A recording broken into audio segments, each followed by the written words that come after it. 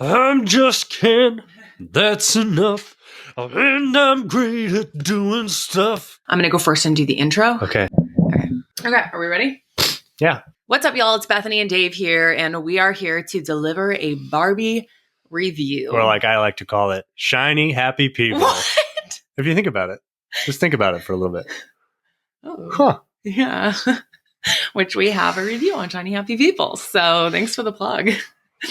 Okay. Tell us how you ended up being the one here to give a Barbie review. I'm here because the other night you said, hey, we can get someone to watch the kids and go see Barbie together. And I was like, like a free date. So we went. Okay. Yeah. And like a more official, like, oh, go see Barbie so we can do a review. Yeah. And that's the only reason that I would really be interested to see Barbie. So totally. Yeah. There were a lot of couples there though. Okay. Yeah. Like unless you were a movie going type of person. Yeah. In which case, like, oh, we go to movies and stuff. Yeah. But I was not expecting you would want to go see it. I didn't. So it was, you've been asking me that. Like, you've been suggesting, you're like, hey, you should go see Barbie with girls, or you should go see it with friends. And you kept asking me, like, since it's come out, if I've been interested in going to see it. And for some reason, I don't know, like, it just didn't strike me as like super interesting or something that I really wanted to see. But I was like, everyone's talking about this, and the GDM crew probably wants to hear some thoughts or take on it. For those of you who have seen it or haven't, there will definitely be spoilers. So just if you're really excited, then don't listen. Spoiler alert. Spoiler alert. So, then I saw our friends Paul and Morgan. They went and saw it. They have a great review too. You can go over there to the Paul and Morgan show and watch their review. They were funny because they got tickets, but the movie was packed, so they couldn't even sit together. So that was funny. We did get to sit together. Okay, so we kick some people out? Do you want to give, like, for those who aren't up to date on what the Barbie movie is, you want to give the overview? The story? Oh, gosh. Not really. It's basically the doll, Barbie, but they basically make a whole world. Like, she lives in this world, the Barbie Land, and Barbie Land is based on all of the company Mattel's products over the years. And, like, she has her own house, and she says hi to other Barbies that also live in the same world. They're all named the same, basically. And then she says, Hi, Barbie. Hi, Barbie. Hi, she says hi to Ken. Hi, Ken. And then there's one Alan, which was he a toy? He was a toy at some point. No idea. All Ken's clothes fit him. That was the catchphrase in the movie.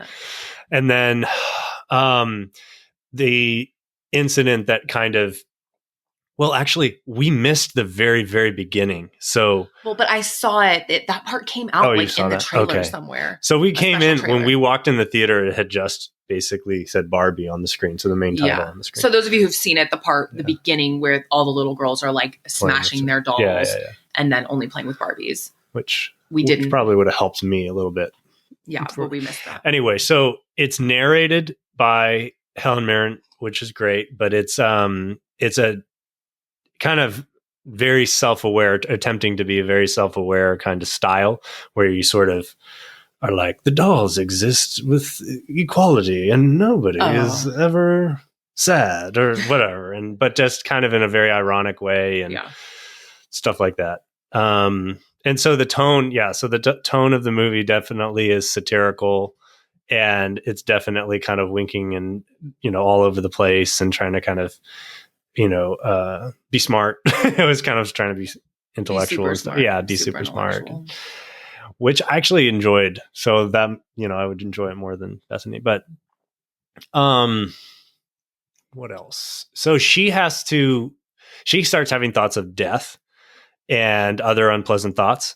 And so she's wondering what's happening, because in her perfect world, she only has perfect thoughts, and she drinks from perfect teacups that don't actually have tea, and she takes perfect showers without water coming out, and just basically it's delightful in the sense that it's kind of how kids play with dolls. So she just sort of floats off her building because a kid could just pick her up and carry her to another part of the, their playroom, Barbie Land.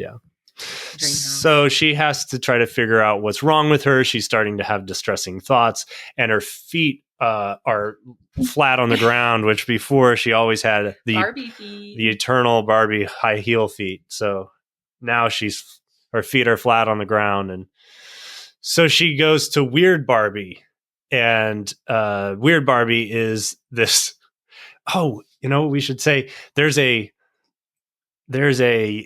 connection between the real world, as it becomes called, and the Barbie Land. And so things that happen in the real world to Barbie toys in the real world affect what happens to Barbies in Barbie Land. So depending whoever their owner is in the real world, could be playing with them and abusing them or stretching their legs or, cutting their hair. And that kind of has a effect. Translates into Barbie Land. So that's very humorous. So they meet Weird Barbie, and Weird Barbie is sort of the ultimate stereotypical version of that doll that was basically just smashed and thrown around and hair cut and colored on and always doing the splits, which is really funny because you see Barbies all over the place that are in weird positions and stuff like that. So Kate McKinnon, she was probably one of my favorite parts of the movie. So, I mean, just like the overall plot. I'm trying here. I can help. Yeah, why don't you help? Because, so then she needs to go to the real world to see what's up with her owner, the person who's been playing with her, what's wrong in their life. So, and if she does that, she can get back to her normal, perfect life, I think is the promise. So she basically heads off to the real world to figure out what the heck is wrong. Mm-hmm. And then that's what we'll get into all the discussion of what we will. Oh, was that the extent? Was that the extent of the? I mean, that was pretty good. Yeah, I feel like that's basically the plot line and the story, and without giving everything away. All right. Okay, so let's start with.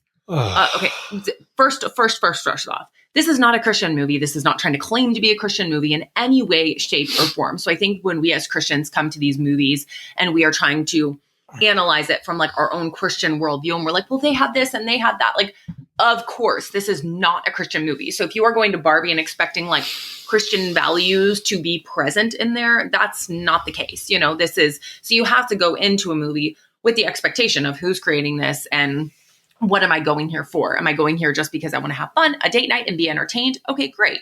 Are there things in it that are going to too many things that are going to compromise my convictions? Okay, I won't go see it. You are making that choice based off of the fact that this is not a Christian movie. So we're not coming to analyze this as like, what did they go against scripture and we're just giving it, we are Christians and we're going to talk about the movie as Barbie, the movie, and what we liked, what we didn't like, and why we liked it and why we didn't like it. So that's kind of the point of this review. It's a little bit more of a cultural conversation, something that is absolutely exploding right now in culture. And so we want to be a part of those conversations. And that's why we're here. I don't particularly want to be a part of every cultural context. Okay. Sorry. Yeah.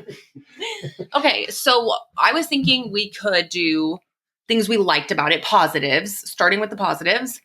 And then maybe we could go to our negatives after that. Okay. And then maybe just overall thoughts. Sure. So, okay. Why don't you go first for the positives? Yeah. Okay. Well, let's see. You'll probably realize as it goes on that I have less positives and more negatives than him. But my positives, I thought the set was really fun. I thought like the whole, like all the pink, all the Barbie Land stuff, the dream houses, all of that, the costumes, everything was like such a blast. So fun. All the outfits were so cute. I thought all the actors were like really like good. Like I thought they did a really great job of just like really being the character that the director wanted them to be. So they fit the storyline script. Hands down for me, Ken was by far the most hilarious to me. I just thought his whole personality and him in the story kind of like made it. He really brought so much energy and so much, really a lot of needed comedy and humor because it kind of was lacking.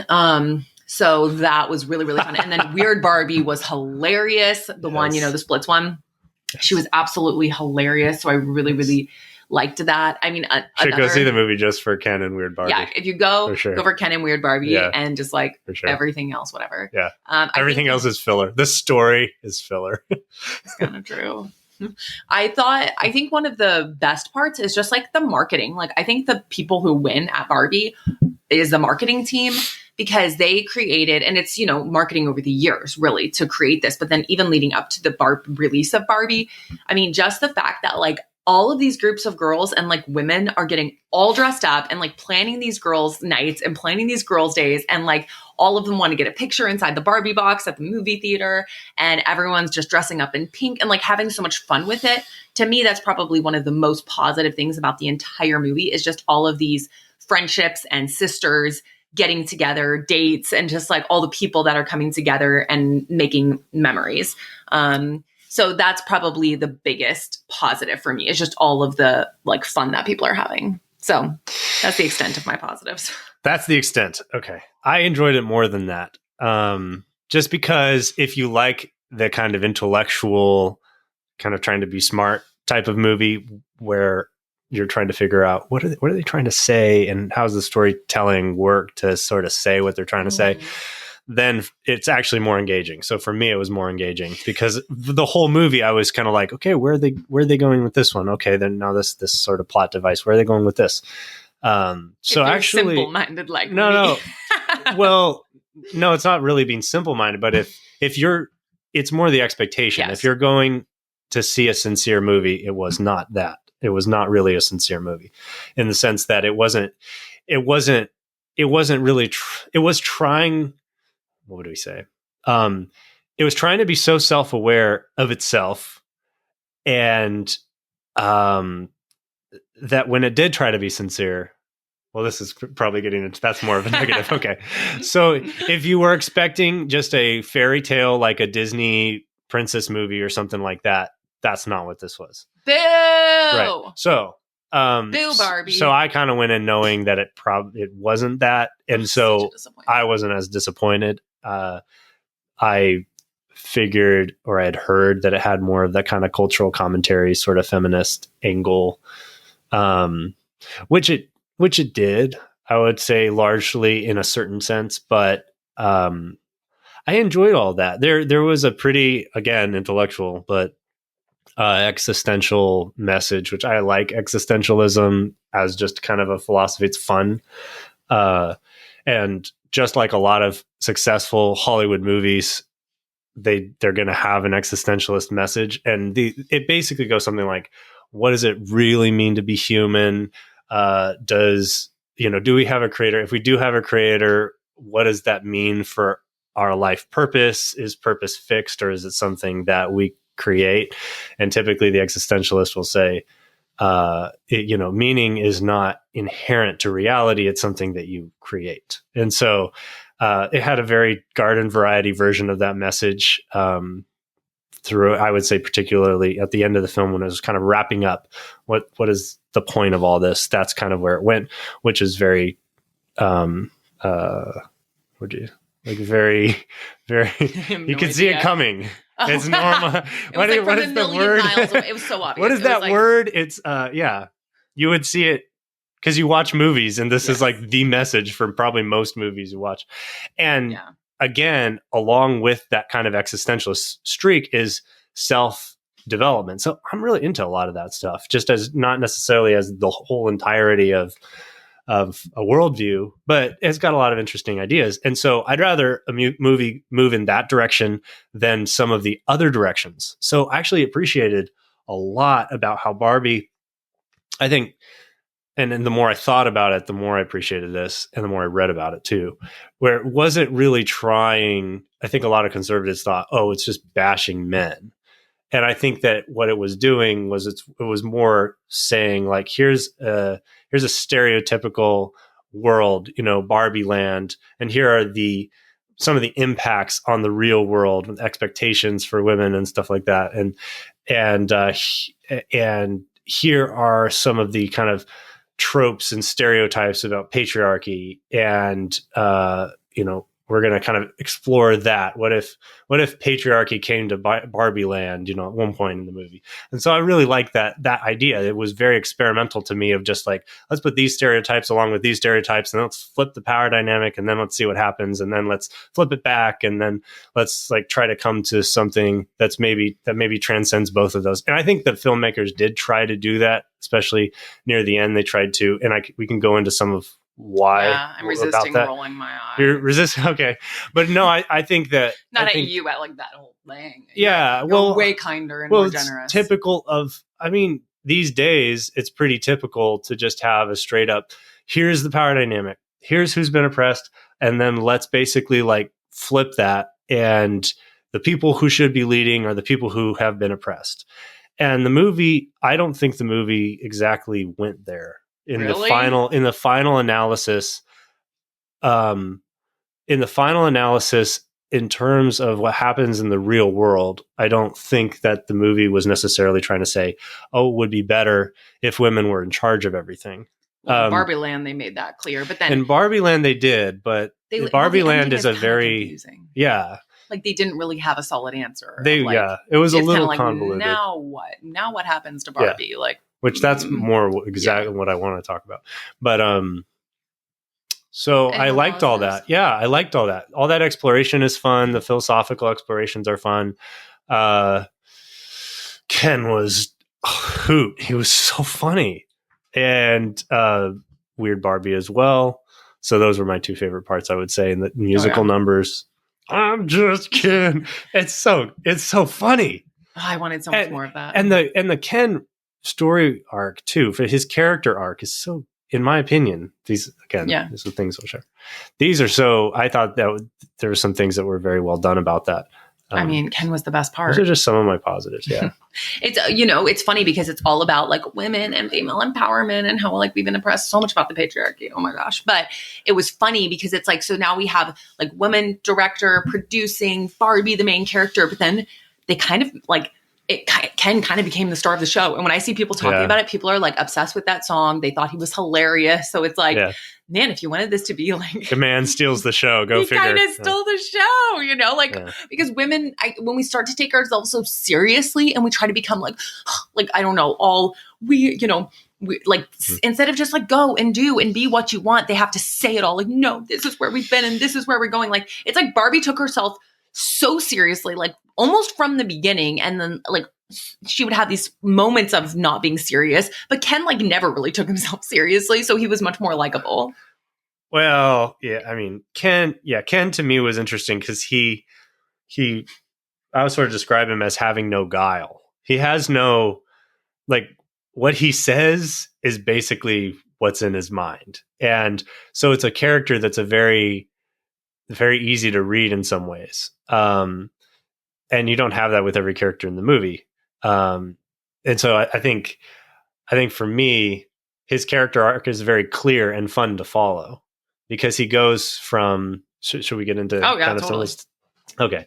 So he goes from, he goes into the real world and he discovers patriarchy because they didn't have that in Barbie Land. In Barbie Land, it's basically a utopian matriarchy. And so the women are sort of the first class, group. And then the Ken dolls are sort of the secondary class. Like they exist, the random accessories. We don't even know where they live. No. Where does Ken live? Like, I don't know.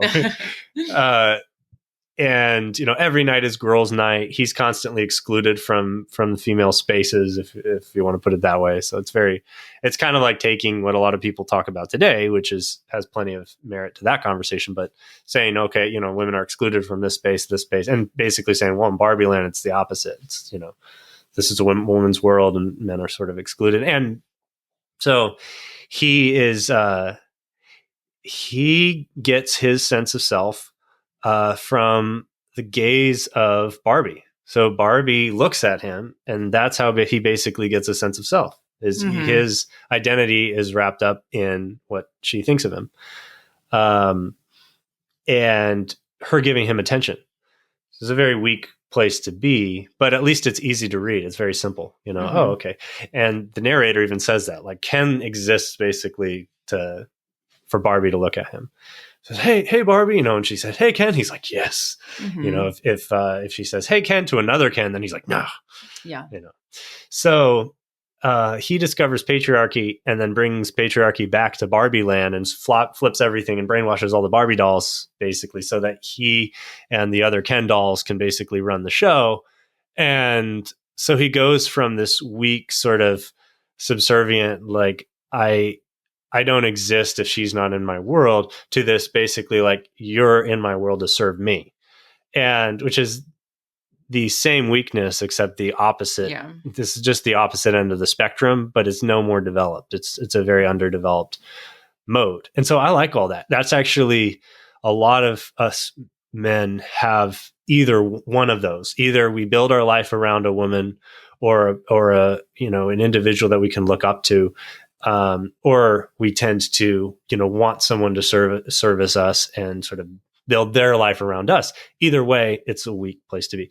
And so Ken tries both. So he has one in the beginning, and then he goes and swings to the other end and the end. And through the course of the movie, at the end, he has to learn that his identity and his sense of self can't be linked to Barbie. That Barbie being in love with him or Barbie, looking at him can't be where he gets his sense of self. He has to find that elsewhere. And so, he's just Ken. It's not Ken or Barbie and Ken. It's, what did she say? I forget. It's not Barbie and Ken. It's like just Ken. Just Ken and just Barbie or something like that. Okay. So Barbie also, in similar fashion, has the same crisis because she doesn't really have a sense of self either.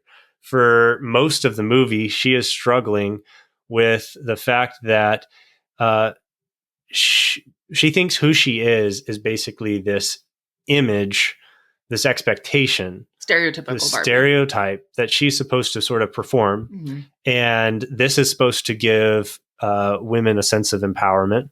And she learns that is not really what's happened, largely.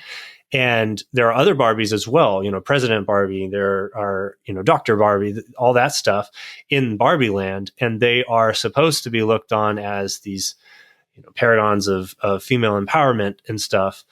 But I think the film really tries to go after the idea that you're more than your role and you're more than these expectations that society's placing on you. So Barbie is basically she gets her reflected sense of self from what society says about her and what society expects from her.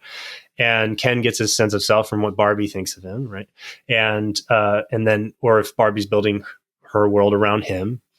And then the Barbies decide to flip back the power dynamic. Once Barbie Land becomes a patriarchy, they decide to use their talents as women with doofus men who are duped in a million different ways to basically flip the power dynamic back to it being that Barbie Land again, where women are, the ones with the key voices and stuff like that.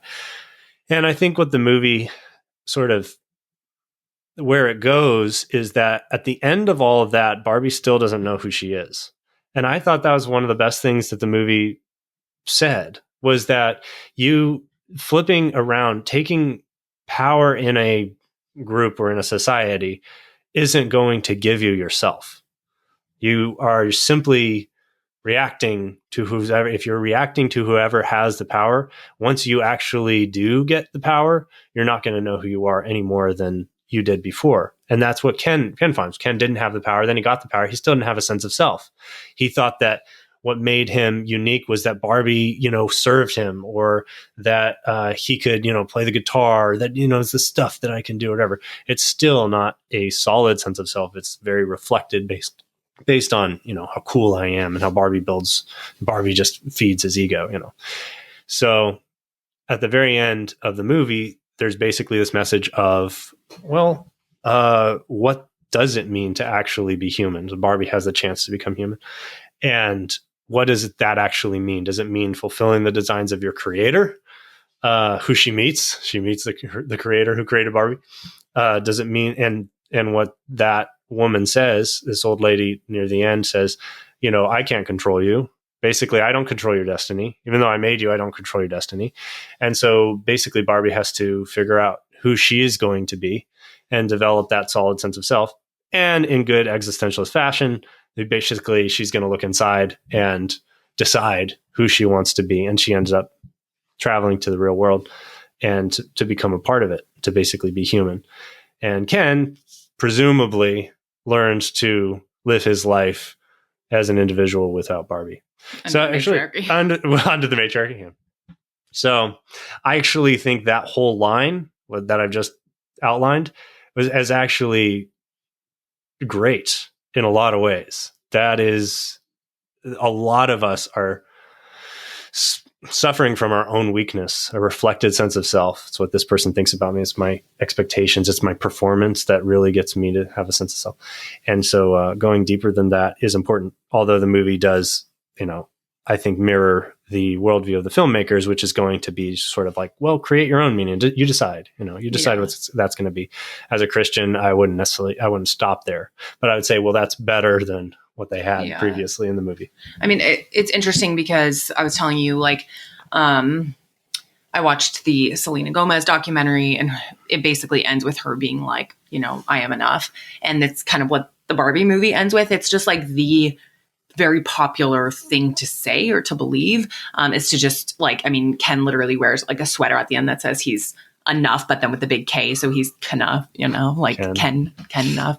And Barbie is setting out to be kind of like ordinary Barbie, just like a normal person in the world, just like enough as who she is. She doesn't have to be stereotypical Barbie. She doesn't have to always look perfect. She can get cellulite. She can have flat feet. And she is enough. And so to me, it's really sad that that's where we end things. Like we basically are telling people like that's the ultimate end goal. Like you are enough. But like, what is that rooted in? Just like believing it, just hoping like I am enough, I don't know. As a Christian, to me, that's like Ali Bestaki has a book, You're Not Enough. And that's okay because Christ is enough. And we find our sense of identity and self in him. And so to me, that's so crucial as a Christian because I'll never be good enough. I'm going to have hard days. I'm going to have moments where I don't like the way that I look. I'm not going to always, like even if I can be confident, like at the end of the day, I do have a longing to be named by someone, my creator, to have an identity outside of myself, to live for something greater than myself. And so these movies that end like Barbie with like this whole big buildup and all of this, and then it's just kind of like, you are enough. It's like, but who does that really help? And like, how is that the final message? Like, how have we come to this point in time where that is like the grand conclusion? So that kind of bugs me, irks me. I think we probably view it differently. So this is the big debate amongst conservatives, particularly, is some say, no, they were not bashing on men. They were not making men look bad. And then others are saying, yes, they were totally bashing on men. They, men are just, were like genuinely made to be like total idiots. It wasn't just supposed to be funny. So what do you think about that? First of all, neither stereotypical Barbie Land nor the real world were that realistic. So the real world in the movie Barbie is like stereotypical real world from the perspective of, I don't know, second and third wave feminists or something. Yeah, I don't know. And some post feminists too. I think that the men they're bashing in the movie, the men they're bashing are doofuses. I don't necessarily see there being a message as, all men are like this. To me, it's actually positive. It's like all the men in the movie are like this. There's not really any man in the movie that's really that great or has any substance. But then I'll go up the kind of meta level and be like, yeah, but Ryan Gosling is in the movie and he crushes his role. He does a really good professional job as an actor. Yeah. So there is a man in the movie, and there are other men as well who are really killing it at their career, doing a really good job and doing a great job for the movie. So does the movie really not have any men who, is it bashing all the men, or is it basically saying, also look how good Ryan Gosling and maybe Will Ferrell or whatever, look at how well they do. I just don't take the story that seriously. Yeah. See, that's my problem though, because I feel like the movie, it was supposed to be like kind of over the top in every way. Like this is ridiculous and this is ridiculous. But then I feel like the movie, especially Barbie's side of the movie, like Ken's side of the movie, to me stayed pretty like comedic and funny and not that serious. Like he brought all the much needed humor, and her whole side and all the women were taken so seriously. I mean, literally in the movie, it's like the women, all the Barbie dolls have to be like woken up to this, to realize that they have been living under the patriarchy. But it's like, these are like feminist talking points, it's like back in the day, like women need to know that, like they would literally, like, we have to tell them how unhappy they are in their homes. Yeah. We have to tell them how unhappy they are as mothers, The idea is that they're idiots and they're brainwashed. So there actually is kind of a streak within certain forms of feminism where you're under a false consciousness if you don't really if you're not awakened to the reality of this systemic sexism in the society, then you're basically living in false consciousness. You're brainwashed by the patriarchy. Yeah. And so that's exactly what happens in Barbie Land. They're brainwashed, and, and they have to wake up when they're sort of given, phrases of cognitive dissonance. You have to be thin, but not talk about being thin, or you have to be thin, but not too thin. And you can't talk about, but you have to talk about health, or they're like, you need to you need to mother him, but need to not remind him of his mother. All things like this, where it's things that actually, to some degree, and in many relationships, are probably true. Totally, plenty true.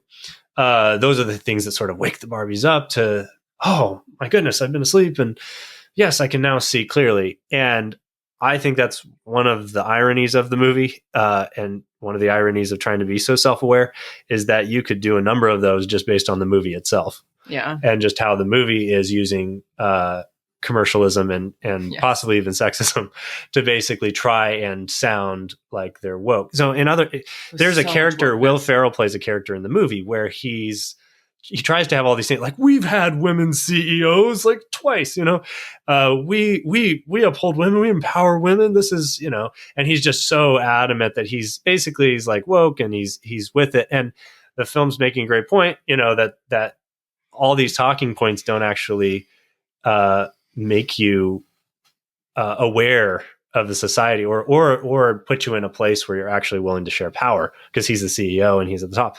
That's actually, under one perspective, that's a great analogy for the movie itself, is that kind of character who's basically like saying all the things, yes, but still functioning in a very capitalist, very, even possibly sexist way. And you're, at least according to the definition that's being put forward. Yeah. And so you could argue that there is a cognitive dissonance just with the movie itself and what it's trying to say. So the cognitive dissonance would be between what the movie is trying to say and the fact of the movie. Yeah. And the fact of the Barbie brand being one of the big reasons why the movie is having any attendance. Yeah. So I don't think people are necessarily just attending for the deconstruction. They might be there for it, but they're not necessarily all coming for it. Well, and it's funny because they're like, if you go and see it, and if you have seen it, it was like, it was past the point of being like satirical and like, oh, ha ha. It was like, no, they're pretty serious. Like, I thought, are we sure it's like this political or this woke? Like, are they just joking? And it was like super, like, it was just so that way. And so it's just almost insulting. It's like that. It's like you feel like they're telling you, like, you need to be this way or else you're like stuck under old ways of thinking. And it's like, oh my gosh. But I have no problem with that. That's their opinion. Whatever. No, I know. But for a movie like this, it's like, why does everything have to be so 2020, like 2023, like the 2020s?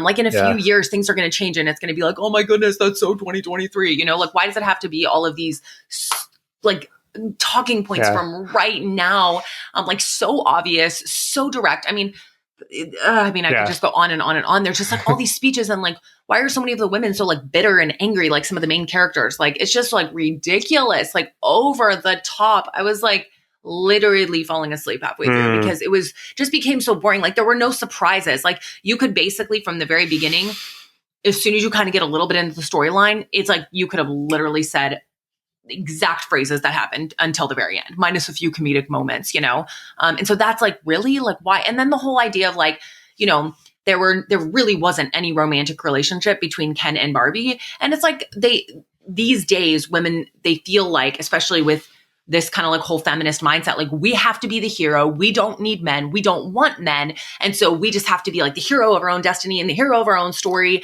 And he needs to go be his own person. But we definitely didn't have any romance or any relationship. But the reality is so many women, like, they enjoy romance. They enjoy, and it's like these characters, like the people in real life, like they not everyone just wants to be like individual and like conquering the whole world. Like, we love having like, a person or even to be pursued. So it's just like ridiculous. But they don't want to be with, a man. They don't want to be with any of the men in the movie.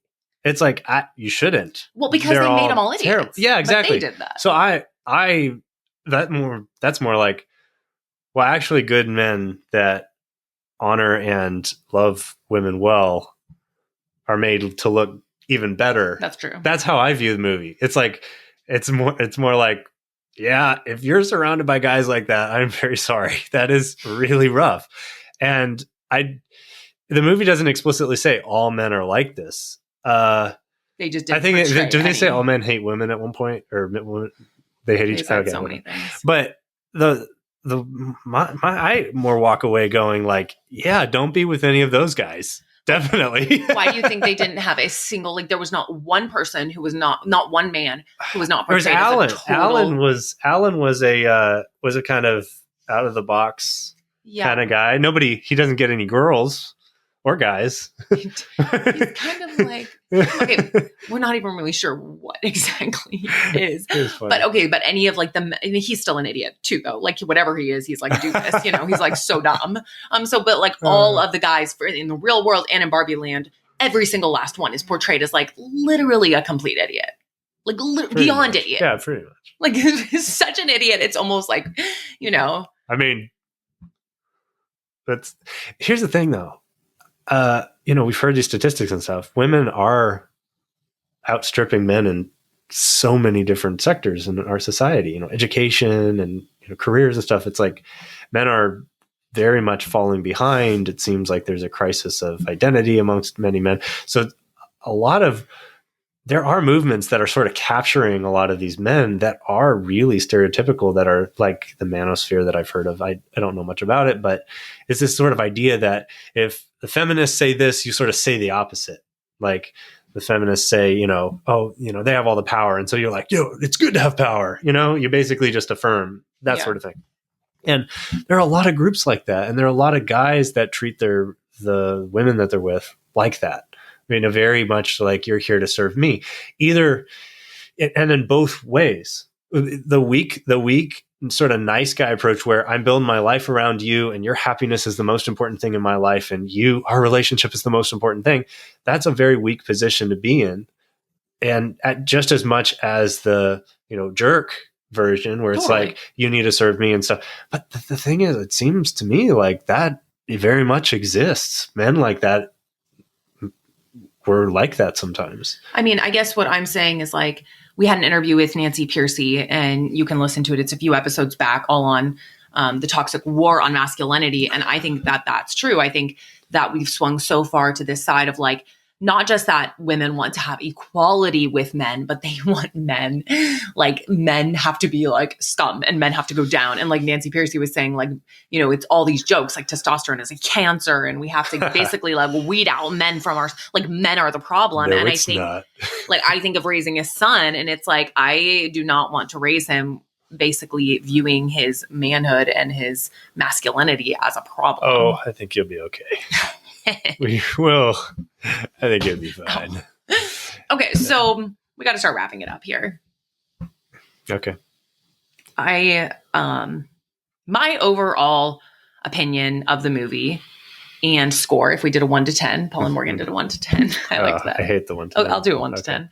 My overall, like I was going into it, I didn't read reviews, like I didn't watch any reviews or listen to any reviews before going to see it, because I wanted to be as open-minded as possible. And I just went in like, I hope this will be interesting, engaging. I hope at least like, I'm there for like 2 hours and we paid this money and we have a babysitter. Like hopefully I'll just be like entertained and engaged. And I felt like very much kind of like it was a snooze fest. Like there was like Ken was really funny and the Kens were really funny and Weird Barbie was really funny. But outside of that, it was just honestly like boring to me.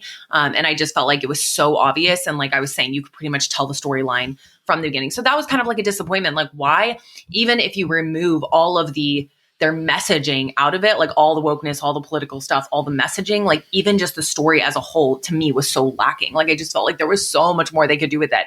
So just like on that level, it was really not entertaining. Like it's not a movie I'm ever going to pull out and be like girls night, which would have been so fun. But like, every night is girls night. It would have been so awesome, like, or such a fun date night, or like, yeah, we're going to all get dressed up and go see it again. But it's like, to me, it's like one time, like I was talking to Kristen about it and she's like, oh, should I go see it? And I'm like, no, like it is literally such a bore, such a snooze. So that is just like, to me. And then all the messaging where it's like, it wasn't even just like joking after a while. It's like so serious. Like why is it? And Barbie cried so much. Why was she always crying? You know, like so she had an existential crisis. Emotional. I know, but it's Barbie. It's like, can we just have fun? Like, why can't we have fun things anymore? Like, why can't we just be entertained? Why can't we just have fun? Why does everything have to be like 2023? Like, you know, oh my goodness. She lived in the world of shiny, happy people, and her world had to be cracked. And then women, they're like this, like, women, we're so oppressed and Barbie's done so much damage to our culture. The women are like, yeah, so let's cash in on this and make millions off of it. And all these women are literally making like millions of dollars. Like, we're so oppressed. Can you believe it? Like, look how famous we are.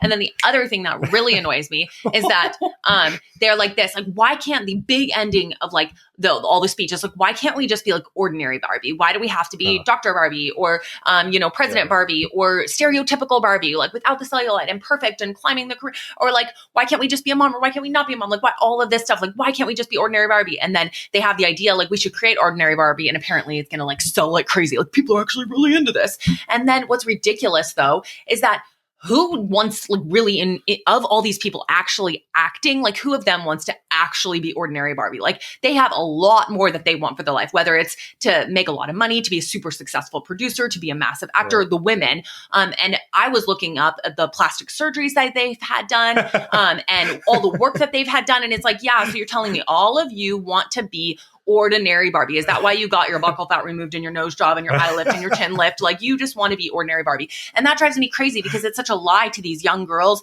and young women who are going like, yes, I want to be ordinary Barbie just like that person. Well, if you fork over thousands and thousands of dollars, you can also get all the surgeries to enhance yourself as well, you know? And it's ridiculous. Like, y'all aren't, all of you women saying like, why can't we just be ordinary Barbie? None of you want that for your life. And so it's ridiculous. Like, to me, all of that is so confusing and such a contradiction. But you're, you know, at the end of the day, you are enough. Ordinary Barbie is enough. And you're still, what are young women left with? Like, nothing. No, that's at the end of the day, even being ordinary, like, that's not enough, because we do have a creator and we were made for more. But it's just, to me, it's just all a big poo-poo. So I give it a really generous, on an entertainment scale, I give it a generous 3. On a would I ever recommend it scale, I give it a super generous 0-. Okay, I'm done. What's your rating? I don't think so, babe. That's amazing. I think we just end with that. No, you got nothing else? No, because I gave a rating. I just did a lot of words, you know.